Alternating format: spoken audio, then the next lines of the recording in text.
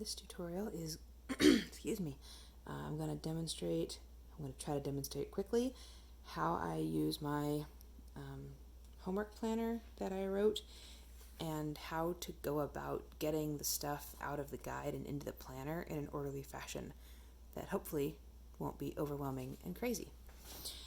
All right, let's just start at the beginning.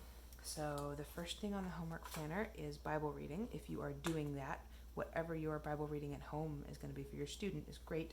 If you're going to use this Keep the Feast, and I did all of this with Abby this morning. So I have a blank one here, but I've already done this once with her.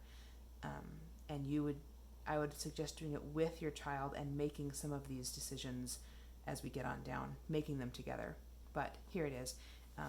This is for week 2, which for us begins Monday,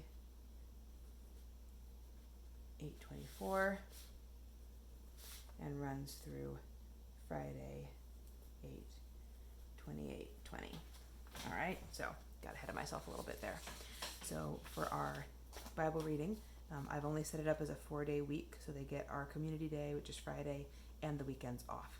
So our New Testament, we're starting in John, and this is what I showed Abby to do. I'm just copying it out of here.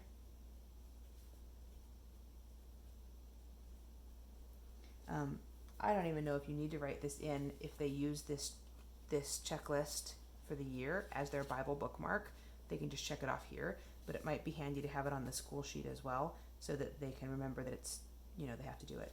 And then the proverb is the proverb of the day. So the first, and it's also in here. It's the 24th, 5th, 6th, and 7th.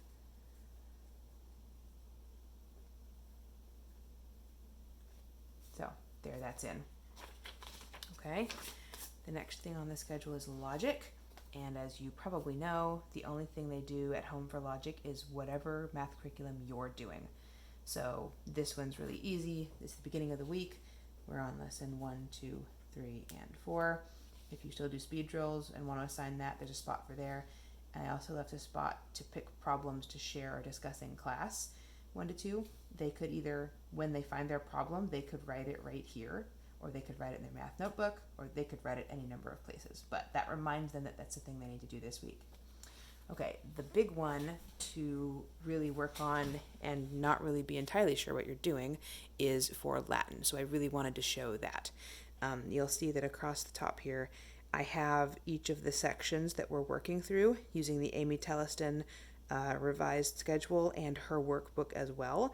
And I actually put these in this order on purpose because this is roughly the order that the kids should do their homework in, because it goes from review to new, this direction. So I popped out our detailed homework sheet. The kids all have one of these, and I'm going to show you how this gets into the planner and how it has to do with the notebook. So the first thing that's on the list is wet erase. So we're going to check for wet erase. And it says that we're going to do page 7, and it's got 4 check boxes. So we're going to do page 7 all 4 days. So wet erase, page 7, and I'll show you what that is. And I would suggest doing this with your student. Say, oh, look, this must be 7 times. Let's look and see what that is. And you'll find in your notebook that 7 is a dry erase chart with the key above it for all of the declension endings. Since we're only in the first declension, they will only be copying out the first declension. So if they don't know it yet, they can leave the book open and they can copy. If they do know it, they can swing it around and just work on their memory work. But in either case, they're going to copy just the first declension every day this week. And this will remind them of all their endings before they're asked to go and use the endings. This also gives the nominative subject, the case, and the noun job, and it also gives the translation, the thing, of the thing, etc., which they're going to need later. So you want to, especially the first time through, you'll want to, I'll show you the filled in one, draw their attention to what each of these things means, what it's doing up there, what this means, what it's doing there, what this means, how the noun chant the endings chants they already know fit in here. So the first time you do it, you really want to go through this chart with them, and then every day they can just fill it out once, and that's their wet erase for the day. and they'll do that every day. Okay, next thing is the workbook. Workbook that says page 17, all 4 days. Interesting. I wonder what that is. So we'll do 17, all 4 days. So then you'll show your student that page 17, I've already done this in mine. It has a dry erase sheet with it, but that's because this left side has a template and then a bunch of blanks. So if your student likes doing it in wet erase, better. Or if you come across a word later on and you just want to quick fill out a chart and then erase it, you can use the wet erase sheet over here. But the rest of this whole section is in paper, and they're just going to fill it right out in the notebook.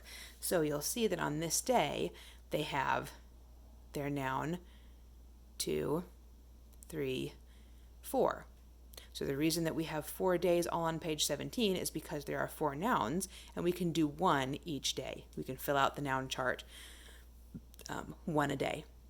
So that's that assignment in the workbook, and that's why it's each day. Okay, next thing are the exercises, which you get out of your Henley. And the reason I will show you right now the reason we do these first.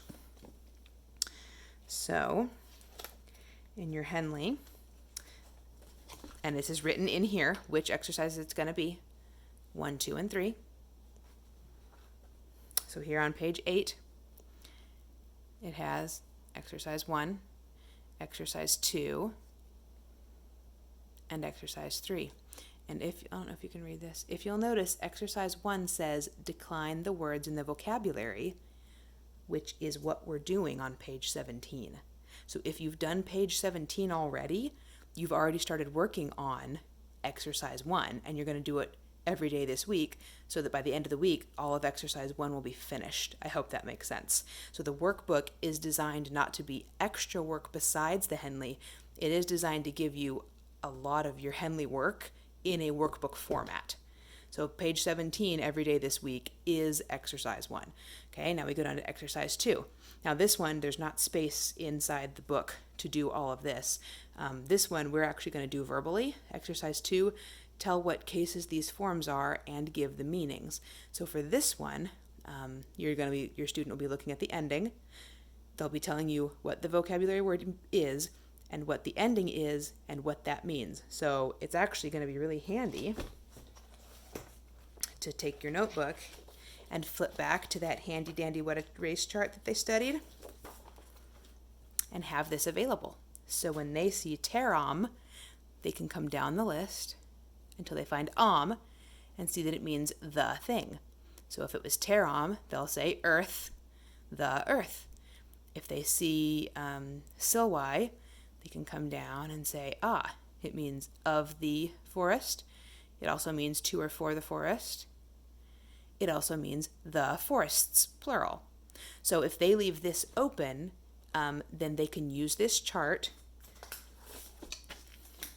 as they go through this exercise. So what I did for our days is there are 33 words to do. We have a day at our house where we need to have a shorter school day because we have outside lessons. So I divided 33 by 3 days instead of 4. So I'm going to put 11 exercises of exercise 2 on each day. So on this day, we're going to do exercise 2, 1 through 11. On this day, we're going to do exercise 2, 12 through 24. I didn't leave enough room. On this day, we're going to do exercise 2, 25 through 33. So we've divided the first exercise over all 4 days, and we've pieced out the second exercise over all 4 days. Now we also have exercise 3. And exercise 3 says, how can you tell the difference between nominative and ablative? How can you find the stem? So these are also verbal. You would just sit with your student and ask them these questions and then discuss the answers. You could get the chart out. Whatever you want to do, you don't really write these down. I mean, you could write it down for sure. They could write it out in full sentence form. We'll be doing these orally. And that's going to be pretty short, a very short little discussion. So we'll do exercise 3 on the last day. Okay?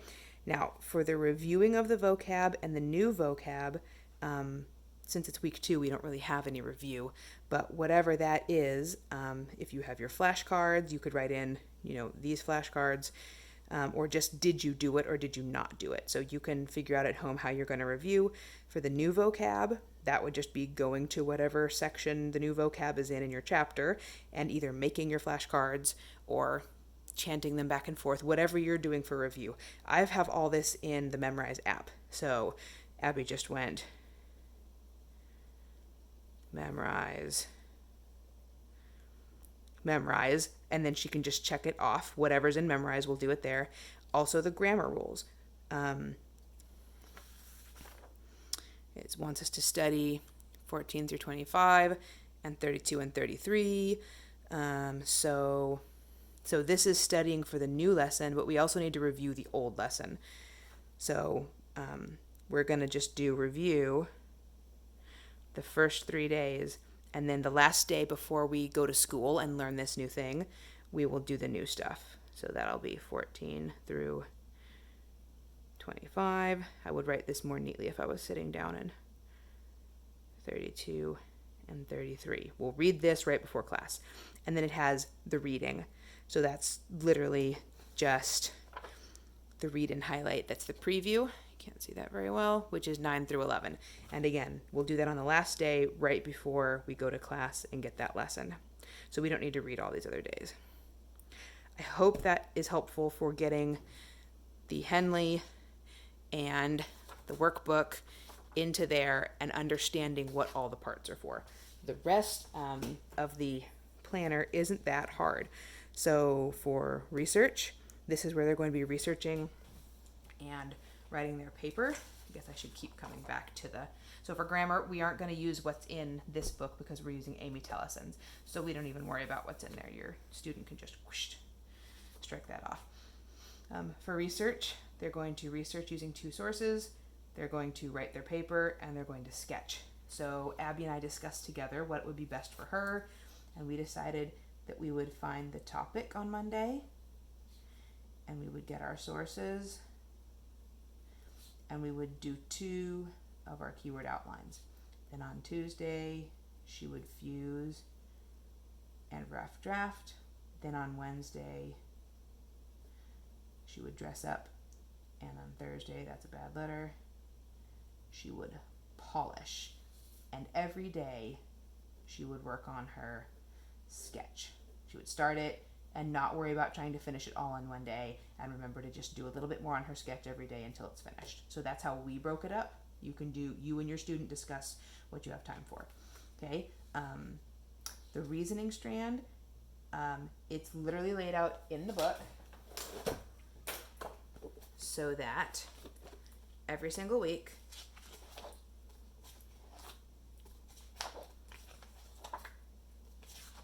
it says day 1 at home,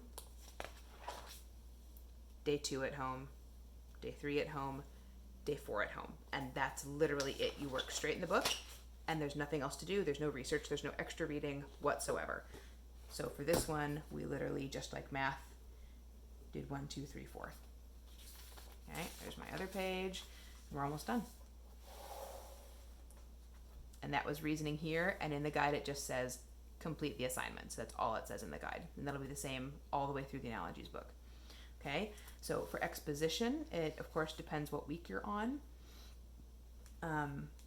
This is a arrangement one here. And so they are going to write their own issue with the Lion, the Witch, and the Wardrobe and make their Annie chart. In my brain, those are the same assignment, but they have 2 check marks there so the kids can remember what to do. So maybe on Monday, we're going to decide to do the issue, and on Tuesday, we're going to do the Annie. Can you see over there? Yeah. And then maybe we'll add to the Annie every day this week. And separately, they have a book to start reading, Carry On, Mr. Bowditch.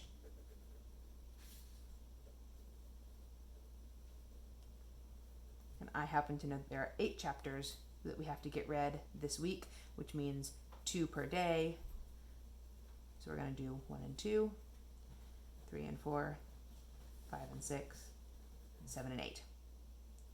So we just discussed that that's how she wanted to get through them. And of course, she can always read ahead, or if she misses a day, she can catch up. This is just sort of our ideal plan. Okay. Debate for this week. Can you see both of those? Almost. So for debate this week, she has, and I have it divided out a little bit as well to give you places to fill in so you don't forget anything. There's a reading. This week we're reading about Canada and Greenland. So we can read that any day. So maybe we'll read about Canada and Greenland on Monday, and then there won't be any reading the rest of the week. So that's fine. Maybe Monday's a really busy day because everything is starting, so maybe I save my reading for a different day. Every day they're going to draw maps. That's just a checklist. I suggest that the last map, or at least a map, is cumulative so they don't forget everything they've drawn so far. The definitions that you're going to work on for our community, we have those in Memorize. This is just a reminder to actually go there and do that. And then the places and features, our community has that in Study Stack, where you can just click and answer and work on them. So Study Stack for all of those, or if you make flashcards or whatever you're going to do, you can just write in which sets or which numbers you want to do and then check them off. And then the rest of these I left blank so that the other things you have at home, you can also put on here. I want piano practice on here. If you're still doing a spelling course, you could put that on here. Whatever else you have, you can fill those in. And then if your student has, or you have anything you want them to ask me in class, you or they or anyone could put notes in here. So that's how we get the guide into our planner specifically for Latin to help it make sense of all those resources that we have. And I hope that's helpful for you, and that will help you and your student to have a better first day. It took Abby and I kind of a long time to get all this in here as we were figuring it out as we go. So hopefully that's helpful. All right, we'll see you guys soon. Bye-bye.